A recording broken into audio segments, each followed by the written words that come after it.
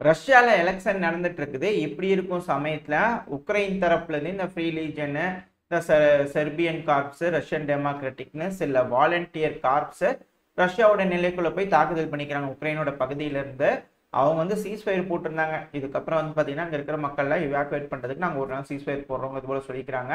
மக்களையும் ரஷ்யன்ஸ் வந்து இவாக்குவேட் பண்ண ஆரம்பிச்சிருக்கிறாங்க. ரஷ்ய அதிபரான விளாடிமிர் புட்டின் அவர்கள் என்ன சொல்லிக்கிறாருன்னா, அட்வான்ஸ் அந்த ட்ரூப்ஸ், ஸ்பெஷல் ட்ரூப்ஸ் எல்லாம் இருப்பாங்களா, அவங்களை கொண்டு போய் வச்சுக்கங்க, ஏதாவது தேவைப்படும் பட்சத்தில் இமீடியட்டா டிப்ளாய் பண்ணி பார்டரை ப்ரொடெக்ட் பண்றதுக்காக அப்படிங்கிறது போல அதுக்கான ஏற்பாடுகளை செஞ்சுக்கிறாங்க. இந்த 3 நாள் வந்து உக்ரைன் தரப்புல இருந்து ரஷ்யாவில போய் அடிச்சுக்கிறாங்க. 12, 13, 14. இதுக்கப்புறம் 16ஆம் தேதி 17ஆம் தேதி திரும்பவும் அட்டாக்ஸ் நடக்கும் அப்படின்றது போல சொல்லப்பட்டு வருது. அதுவும் 17ஆம் தேதியெல்லாம் பெருமளவில் நடக்கும் அப்படிங்கிறது போல சொல்றாங்க. பட் இருந்தாலும் இப்ப இந்த 3 நாள்ல நடந்த இந்த தாக்குதல்னால உக்ரைனுக்கு எந்த அளவுக்கு இழப்புகள் ஏற்பட்டிருக்கு அப்படின்னா 1500 கேஷுவாலிட்டிஸ் அப்படிங்கிறாங்க. இந்த கேஷுவாலிட்டிஸ் கணக்குல எதுலாம் சேரும் அப்படின்னு கேட்டீங்கன்னா, கில்ட் இன் ஆக்ஷன், அதாவது இறந்தவங்க, அடிப்பட்டவங்க, கேப்சர் பண்ணப்பட்டவங்க, அதாவது பிரிசனர்ஸா பிடிச்சிருப்பாங்க இல்லையா அது, அதுக்கப்புறம் மிஸ்ஸிங் இன் ஆக்ஷன், இவங்க எல்லாருமே வந்து பாத்தீங்கன்னா கேஷுவாலிட்டிஸ் சேர்ந்துரும். அது கூட என்ன கணக்கு கொடுத்துக்கிறாங்கன்னா ரஷ்ய தரப்புல இருந்து 18 டேங்க், 23 ஆர்மர்டு வெஹிக்கல்ஸ் வந்து டேமேஜ் ஆயிருக்கு, உக்ரைன் தரப்புல இழந்துட்டாங்க அப்படிங்கிறது போல ரஷ்ய தரப்புல இருந்து கவுண்ட் கொடுத்துக்கிறாங்க. அது மட்டும் இல்லாம ரஷ்ய அதிபரான விளாடிமிர் புட்டின் அவர்கள் என்ன சொல்லிக்கிறாருன்னா, உக்ரைன் இப்ப இது போல செஞ்ச இந்த செயலுக்கு கண்டிப்பா பதில் அடி இருக்கும், வில் நாட் கோ அன்பனிஷ்ட் அப்படிங்கிறதோட சொல்லிக்கிறாங்க. அப்ப கண்டிப்பா செஞ்சதை திருப்பி பதிலுக்கு செய்வாங்க அப்படிங்கிறத தெரிஞ்சுக்க முடியுது.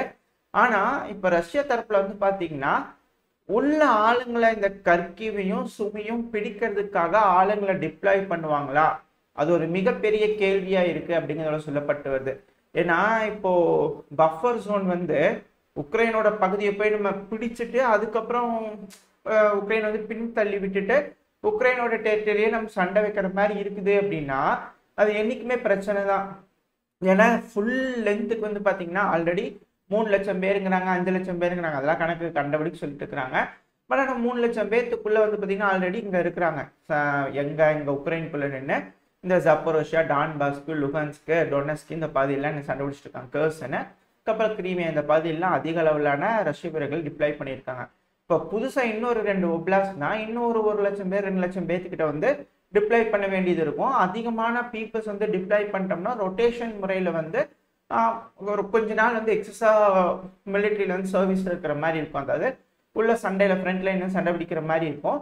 இதனால இந்த சோல்ஜருக்கு கொஞ்சம் இதா இருக்கும். அது மட்டும் இல்லாம இன்னும் நிறைய பேர்த்து வந்து பாத்தீங்கன்னா உள்ள வந்து அந்த இப்ப நடந்துட்டு இருக்கக்கூடிய பிரச்சனையில இன்வால்வ் பண்ண வேண்டியதா இருக்கும்.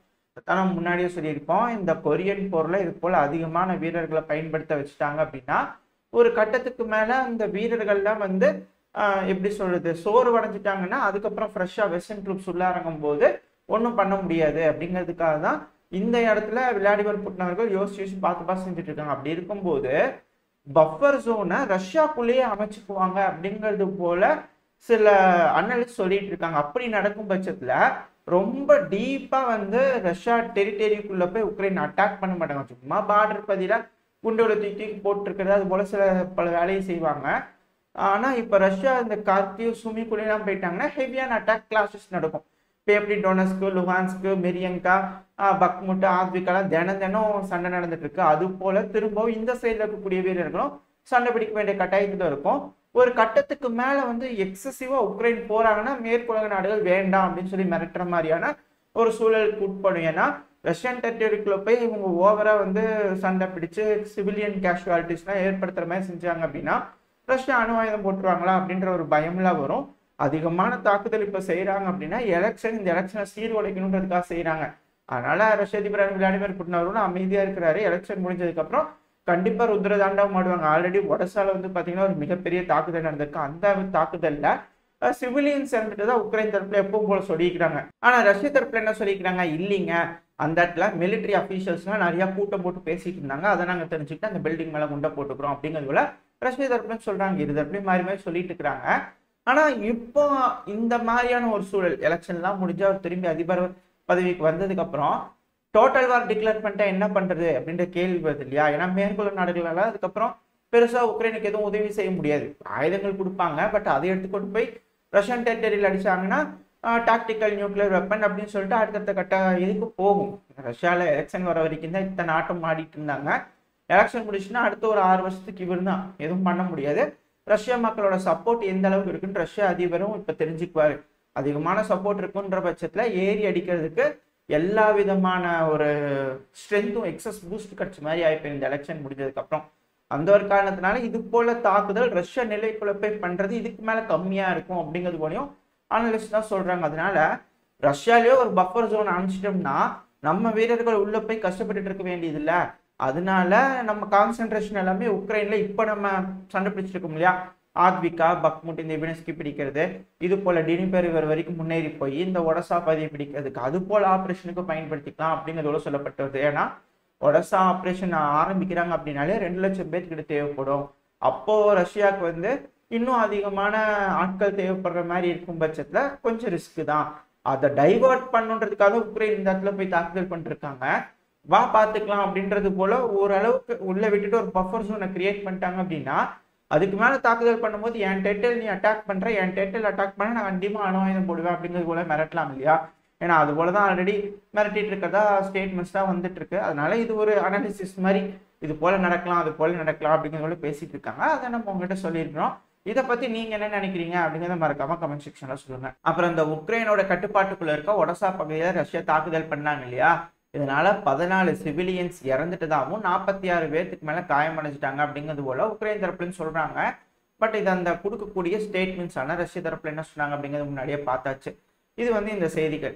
இப்போ புதுசா வந்து ஒரு குளறுபடிய உண்டாக்கணும். ஏன்னா ரஷ்யாவுக்கு நட்பு நாடுகள் அப்படிங்கிறது உண்மையான நட்பு நாடுகளா இருக்காங்க.